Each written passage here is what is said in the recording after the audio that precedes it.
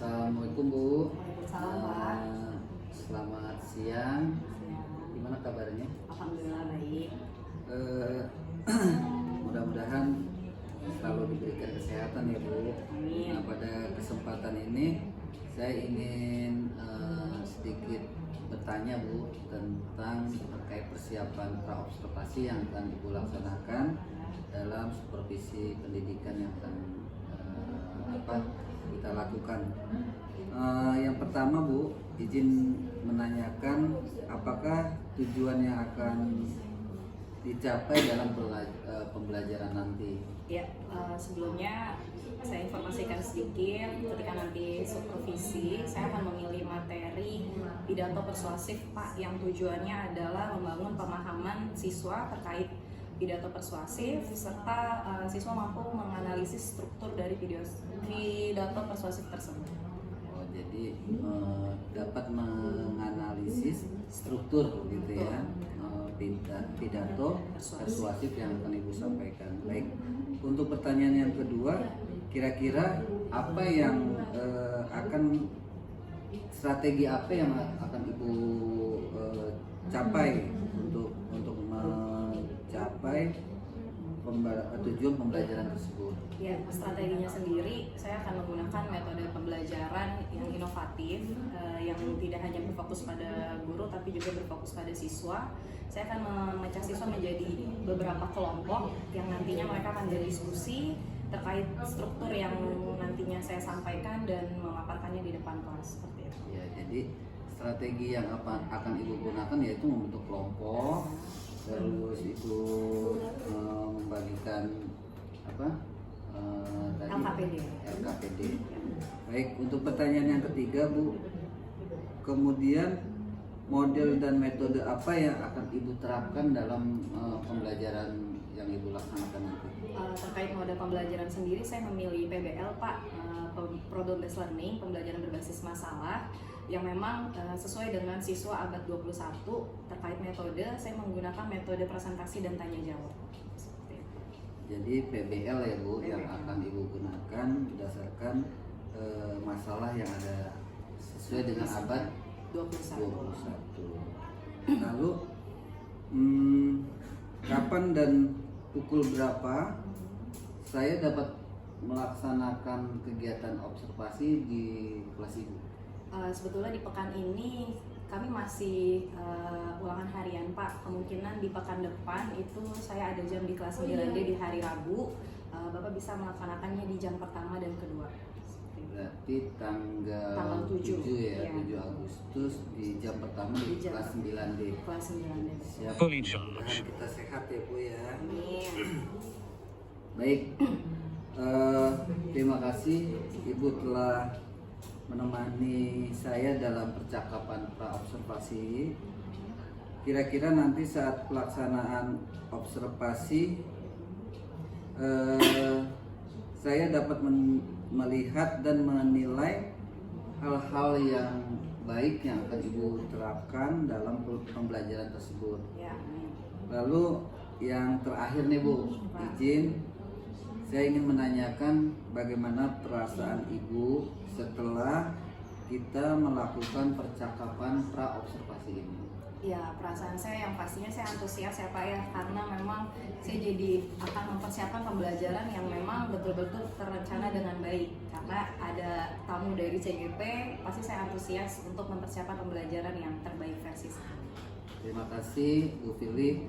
Mudah-mudahan nanti pada saat tanggal 7 Agustus kita Bu Fili dapat melaksanakan observasi pembelajaran dengan baik.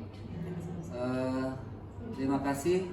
Demikianlah percakapan praobservasi antara saya dengan Ibu Fili Andini Ulfa. Atas perhatiannya kami ucapkan Assalamualaikum warahmatullahi wabarakatuh. Warahmatullahi wabarakatuh. Waalaikumsalam warahmatullahi wabarakatuh. Ya, selamat pagi, salam sejahtera untuk kita semua. Di sini kita akan melanjutkan pembelajaran bahasa Indonesia di pekan lalu.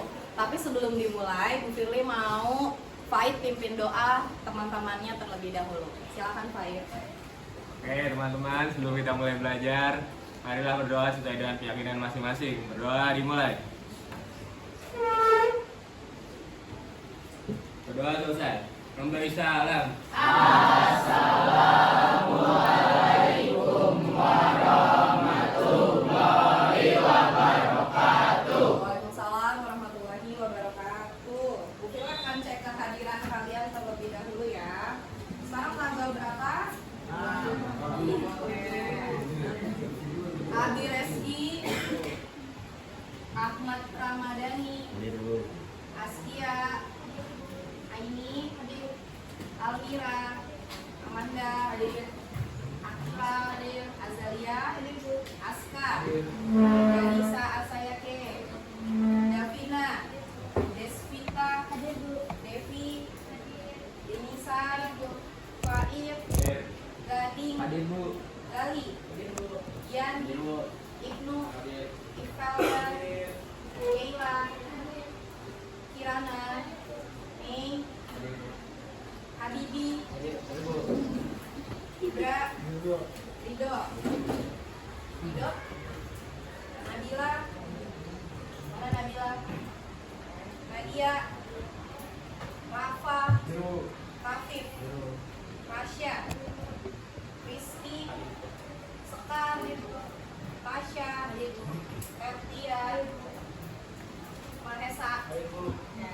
Hadir semua ya hari ini ya? Alhamdulillah. Oke. Hari ini kita akan melanjutkan bab 2 yaitu pidato persuasif. Setelah sebelumnya kita belajar di bab 1 apa materinya, siapa yang ingat? Laporan hasil percobaan. Kemarin kita sudah praktik ya. Ada yang praktik gunung meletus, ada yang mengubah warna, ada yang apa kelompok Rafif? Archimedes ya, dan lain sebagainya. Senang nggak belajar teks percobaan? Untuk bab ini nanti kita akan praktik lagi di pertemuan-pertemuan selanjutnya. Kalian akan belajar berbicara di depan. Semangat nggak? Ya. Sebelum mulai belajar, biar lebih semangat, kita tepuk semangat dulu. Masih ingat nggak? Masih. Ayo, Bu Firly mau semuanya aktif ya. 1, 2, 3, tepuk semangat.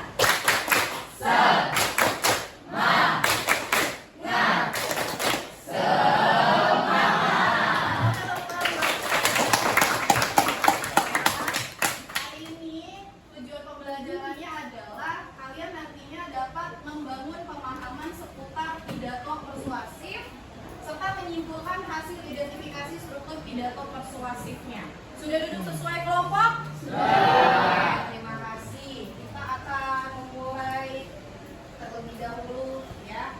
Dalam pidato, sering dengar kan ya pidato itu apa? Ada yang bisa kasih contoh pidato?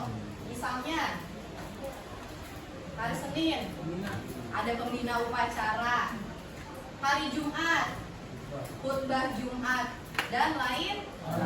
Berarti kalian sudah sering menemukan contoh pidato di kehidupan sehari-hari. Bu Firly pun berdiri di depan sini salah satu contoh dari berpidato. Karena pada dasarnya komponen dalam pidato atau dalam ceramah itu ada 3. Ada penceramah orangnya, ada pendengar. Siapa pendengar? Kalian sama audiens, serta apa yang hendak disampaikan atau materinya. Tapi dalam bab ini kita fokus sama satu hal, yaitu pidato persuasif. Nah, siapa yang tahu persuasif itu apa? Apa, Rafif? Ajakan. Ada lagi? Ajakan? Ajakan atau menghasut atau gimana caranya meyakinkan audiens dari apa yang kita sampaikan, gitu ya. Sekarang kita mau kasih lihat kamu pidato. Contoh video terlebih dahulu. Semuanya disimak ya.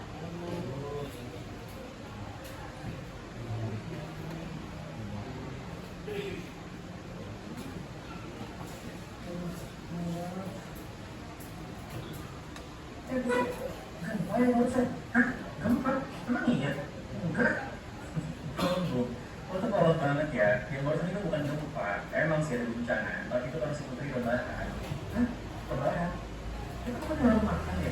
Sebenarnya kalau kalian mau senang, kok langsung lebaran?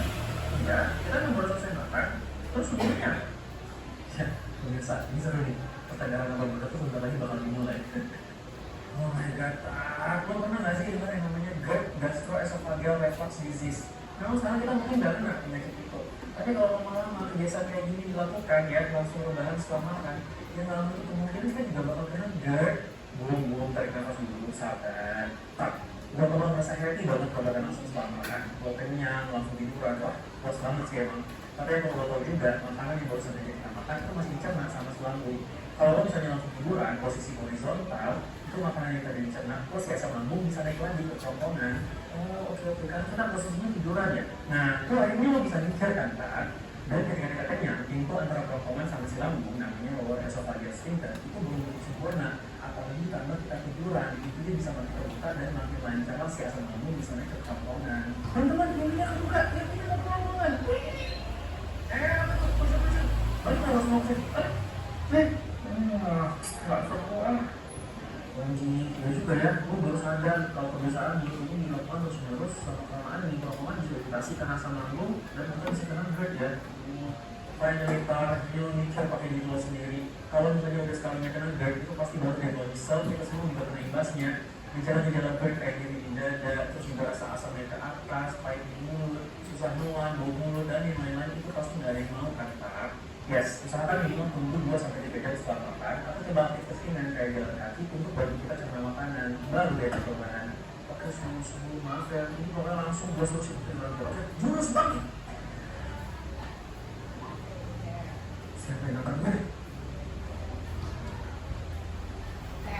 Dari video tadi, siapa yang bisa memberikan kesimpulan dari video tersebut? Oke, Kak, berdiri, Kak. Jadi kesimpulannya kita semakan itu nggak boleh langsung rebahan Karena tunggu jeda 2-3 jam karena nanti daerah asam lambung bisa naik ke kerongkongan kita terus kerongkongan kita jadi iritasi Bu. oke, tepuk tangan buat kita.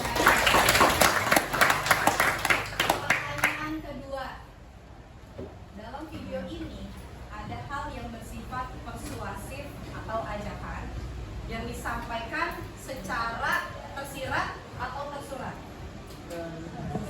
Tersirat. Siapa yang bisa menjelaskan ajakannya itu apa? Enokila berdiri. Jadi dari video tadi ajakannya itu adalah secara tidak langsung mengajak kita untuk setelah makan itu tidak langsung tiduran, namun tunggu 2-3 jam dulu agar lambung bisa mencerna makanan atau juga bisa dengan melakukan aktivitas ringan. Oke. Betul nggak? Betul. Tangan buat Akila. Oke ya, terima kasih Itel dan Akila. Dari video ini, apakah dia sedang berpidato? Iya.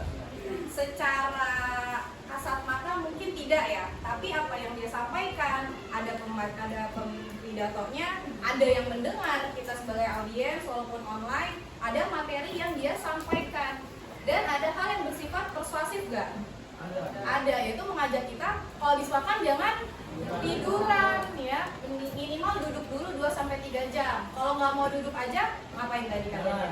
Jalan-jalan ringan. Nah inilah yang dikatakan pidato itu bersifat persuasif, ada ajakan, baik itu ajakannya secara langsung ataupun tidak langsung. Kalau ajakan langsung biasanya ada kalimat apa? Ada kata apa?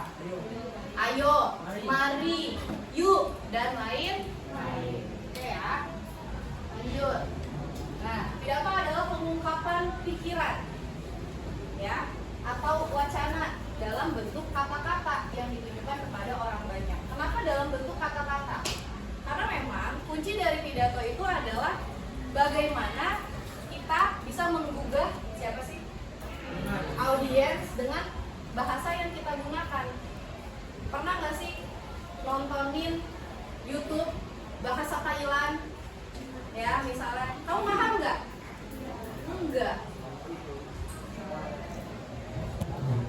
Kamu butuh effort untuk memahami video tersebut. Tapi kalau kamu bisa memahami kata-katanya dengan baik, maksudnya bisa tersampaikan tidak? Bisa. Seperti yang tadi, jangan habis makan jangan langsung tiduran. Tapi ngapain dulu? Jalan-jalan dulu, duduk dulu berapa lama? 2-3 jam. Oke, lanjut ya. Ini kita persuasifnya. Tadi Rafif bilang persuasif itu adalah ajakan. Kalau Bu Fili bilang menghasut, bisa nggak? Bisa. Kan yang penting orangnya mau atau tidak. Ungkapan yang bertujuan membujuk ataupun mengajak. Pernah lihat sales? Mengajak nggak? Mengajak ngapain? Buat beli produknya. Berarti dia sedang berpidato persuasif, nih barang saya bagus nih, murah. Nah kata-kata itu kan menggugah siapa? Audiens supaya mau beli. Ada dua cara kita dalam membujuk orang, bisa secara tersurat maupun secara dan tadi Akila sampaikan video tadi ajakannya secara tersirat. Oke, berarti sedikit banyak sudah paham ya tentang persuasif ya. Oke. Cara memersuasi itu cara kita ngajak orang ada 3 cara. Yang pertama menggunakan etika, emosi, dan logika. Gunakan pendekatan etika. Kamu kalau diajak orang caranya omongan yang asal, B, ikut kantin yuk, males gak? Jadi gunakan kata-kata yang beretika. Gugah perasaan audiens, dibujuk dulu, dipuji dulu. Namanya juga kita lagi merayu, ya kan? Jualan lipstick, kira-kira memujinya gimana Kirana?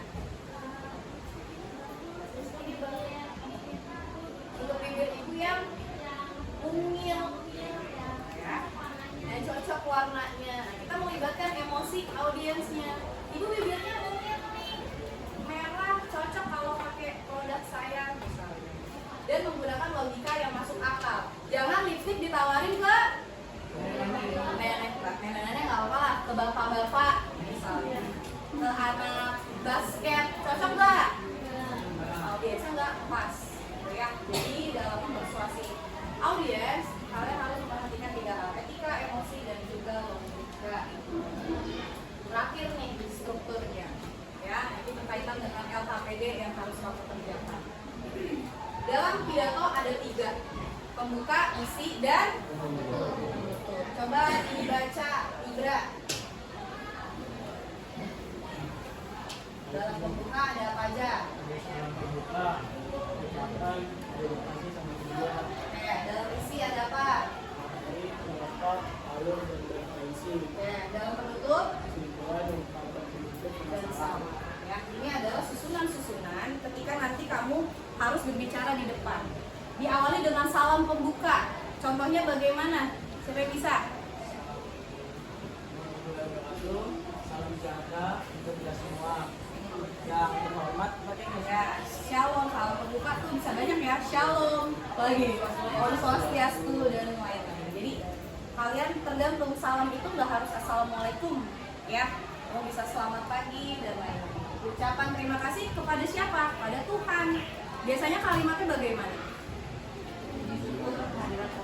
Puji syukur kehadirat Allah Subhanahu wa taala. Kalau yang muslim, puji syukur kita panjatkan kehadirat Tuhan yang Maha Esa dan lain-lain. Dan tujuannya mau ngapain? Di sini saya akan menyampaikan dan ya, kemudian isi dan terakhir simpulan, ya. Harus diakhiri dengan simpulan. Demikianlah, jadi, dan lain-lain. Ungkapan penutup biasanya ngomong apa sih kalau kita mau menutup pembicaraan? Ya, apalagi mohon maaf kalau saya salah ngomong dan terima kasih. Oke.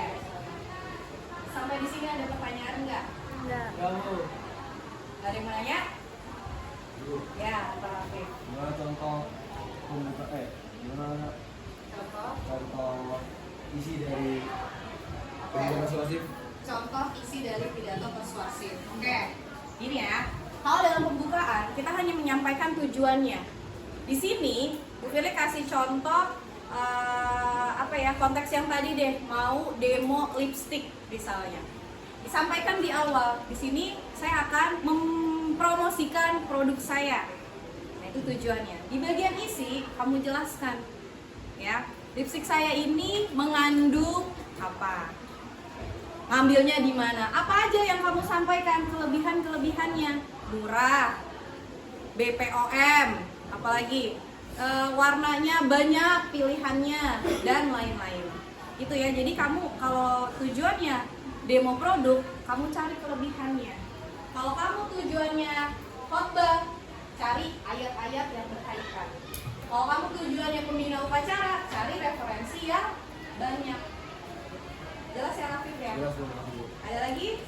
Ya. Perbedaan pendapat sama kesimpulan apa, Bu? Perbedaan pendapat sama kesimpulan. Pendapat ada di isi. Jadi gini, dalam membuat, kan nanti kamu akan berpidato ya, semuanya ya. Bu Firla akan minta kamu buat teksnya. Dalam membuat teks, kamu harus mencari fakta.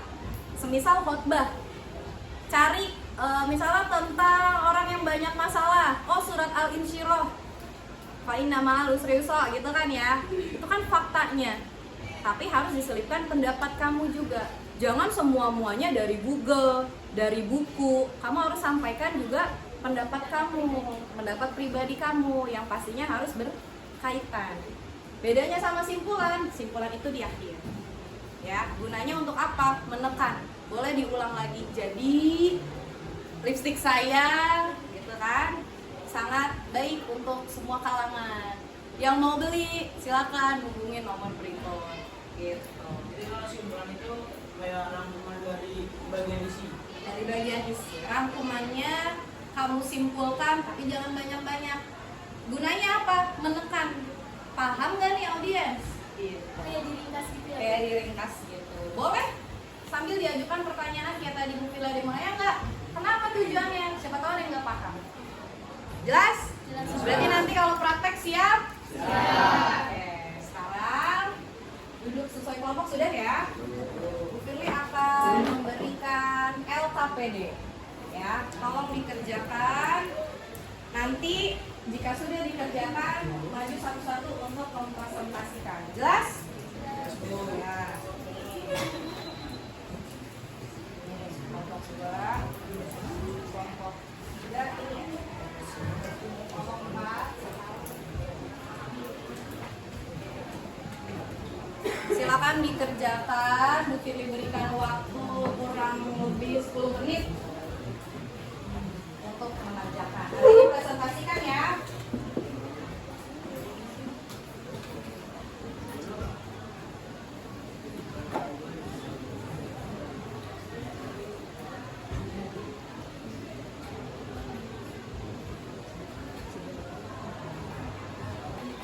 Oke, sudah selesai mengerjakan LKPD-nya? Sudah.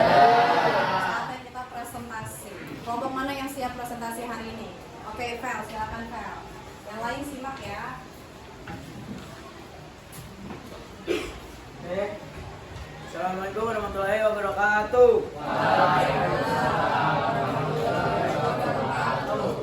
Perkenalkan, nama saya Imelda Parsajaria dari perwakilan kelompok 3. Sini tema dari pidatonya adalah penyalahgunaan narkoba di kalangan generasi muda. Rangkuman. Di bagian pendahuluan kita bisa nemuin di paragraf pertama, yaitu teman-teman, kita semua tahu bahwa bangsa kita sedang dilanda masalah yang sangat serius. Masalah tersebut adalah penyalahgunaan narkoba di kalangan generasi muda. Hampir setiap saat kita mendapatkan berita, baik di media elektronik atau media cetak, yang menyebutkan kondisi generasi kita semakin buruk. Lanjutnya di bagian isi. Narkoba adalah pembunuh berdarah dingin yang akan mematikan siapa saja secara perlahan. Narkoba menyebabkan kerusakan fisik seperti matinya saraf dan fungsi otak hingga kesadaran moral. Bagi pelajar, narkoba akan membuat mereka kehilangan semangat belajar. Mereka menghabiskan banyak uang hanya untuk mendapatkan kebahagiaan sesaat. Mereka beranggapan bahwa narkoba dapat membuatnya bahagia, namun nyatanya mereka menderita. Terakhir di bagian penutup, poin penting dalam pidato saya kali ini adalah narkoba dapat menyebabkan kondisi generasi bangsa semakin buruk. Narkoba merupakan pembunuh masa depan bagi siapa saja yang mengonsumsinya.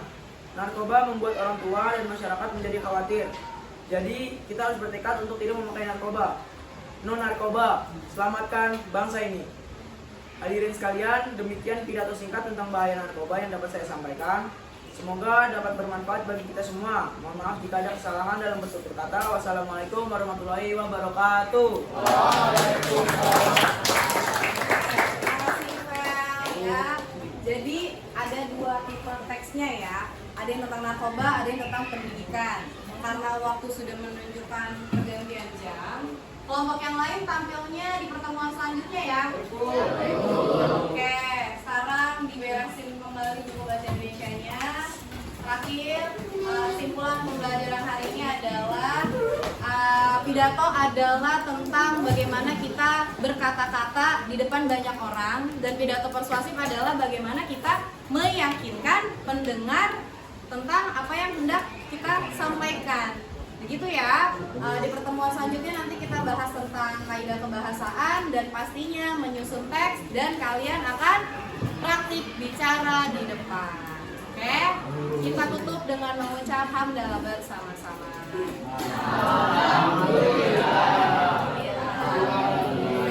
Wassalamualaikum warahmatullahi wabarakatuh. Assalamualaikum warahmatullahi wabarakatuh. Selamat siang. Pada kesempatan hari ini saya akan melaksanakan percakapan pasca observasi supervisi akademik yang dilaksanakan hari ini dengan Ibu Firly Andini Ulfa sebagai guru bahasa Indonesia. Baik, Bu Firly, bagaimana kemarin kegiatan mengajar dalam proses supervisinya berjalan dengan baik? Alhamdulillah berjalan dengan baik dan lancar, Pak. Baik. Nah, dari obrolan yang akan kita laksanakan pada hari ini, apa sih harapan Ibu yang ingin Ibu dapatkan dari obrolan kita hari ini? Ya, pastinya harapan saya setelah melakukan supervisi, saya berharap mendapatkan evaluasi dari Bapak sebagai penyelia saya di supervisi kemarin, supaya saya bisa mengajar dengan lebih baik lagi. Ya.